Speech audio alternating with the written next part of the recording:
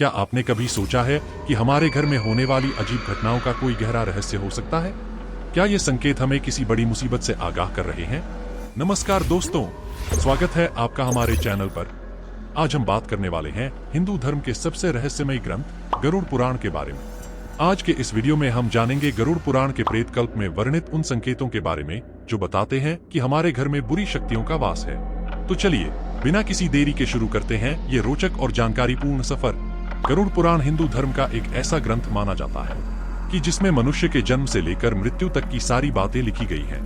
गरुड़ पुराण के प्रेत कल्प में भगवान विष्णु ने गरुड़ जी को मृत्यु से जुड़ी कई रहस्यमयी बातें बताई है। मृत्यु से पहले मिलने वाले संकेत जैसी चीजों के बारे में विस्तार से बताया गया है। अगर आपके घर में कुछ आश्चर्यजनक संकेत दिखाई देते हैं तो आपके घर में किसी बुरी शक्ति का वास है या किसी प्रेत आत्मा ने आपके घर में जगह बना ली है। ये संकेत खतरनाक होते हैं। कई लोग इसे मात्र एक संयोग समझकर अनदेखा कर देते हैं, लेकिन आगे चलकर उन्हें मुसीबतों का सामना करना पड़ सकता है। घर में कोई बुरी शक्ति या प्रेत प्रवेश करती है तो घर में मुसीबतों का पहाड़ टूट पड़ता है।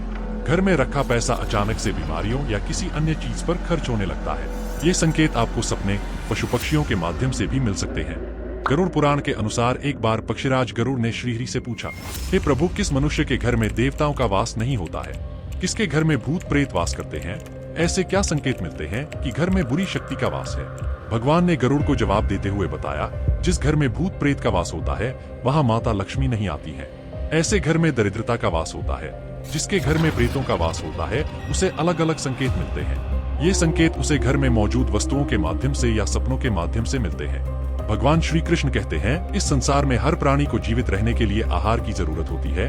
ठीक उसी प्रकार प्रेत को भी भोजन की आवश्यकता होती है। प्रेत उन्हीं लोगों के घर में भोजन करने जाते हैं जिनके घर में अशुभ कार्य किए जाते हैं। गरुड़ पुराण के अनुसार प्रेतों का भोजन संसार के समस्त प्राणियों के लिए निंदनीय है। यानी प्रेत ऐसी वस्तुओं को खाते हैं जिसकी सभी लोग निंदा करते हैं। मनुष्य के शरीर से निकले हुए मल मूत्र और अन्य तरह की गंदी चीजों को आहार के रूप में ग्रहण करते हैं। इसके अलावा घर में बासी खाना रखने से प्रेत आकर्षित होने लगते हैं। इसीलिए घर में ज्यादा समय तक बासी खाना नहीं रखना चाहिए। इसके अलावा घर में थूकना भी अशुभ माना जाता है, क्योंकि यही प्रेतों का भोजन होता है। घर में थूकने से भी प्रेत आपके घर में प्रवेश करते हैं। प्रेतों को घर से दूर रखने के लिए घर को साफ रखना बेहद जरूरी होता है। जो घर अपवित्र होता है, जिस घर में चीजें इधर उधर बिखरी होती हैं, ऐसे घर में प्रेत आकर भोजन करते हैं, जिससे घर का वातावरण पूरी तरह से खराब हो जाता है।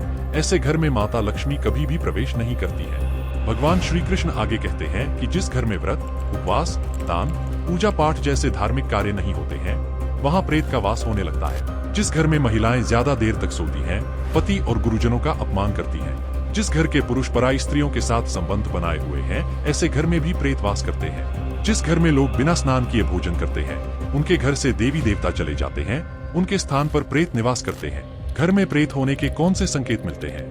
भगवान श्री कृष्ण के अनुसार भूख और प्यास से व्याकुल होकर प्रेत योनि को प्राप्त मृत परिजन उसके अपनों के घर में ही प्रवेश करते हैं। वह वायु रूप में होते हैं, इसीलिए मनुष्य को दिखाई नहीं देते हैं। वायु रूप में ही वे अपने परिजन के शरीर में प्रवेश करके उन्हें तरह तरह के सपने देते हैं। भगवान श्री कृष्ण आगे कहते हैं कि मरा हुआ व्यक्ति प्रेत बनकर अपनी पत्नी, पुत्र और अपने परिजनों के शरीर में प्रवेश करते हैं। अगर सपने में घोड़ा, हाथी या बैल जैसे जानवर दिखाई दें या क्रोध में आपकी ओर आक्रमण करें तो समझ जाना चाहिए कि आपके घर में प्रेत का वास है। अगर कोई व्यक्ति सोकर उठने के बाद खुद को बिस्तर पर विपरीत परिस्थिति में देखता है तो उसे समझ जाना चाहिए कि उसके घर में प्रेत का वास है।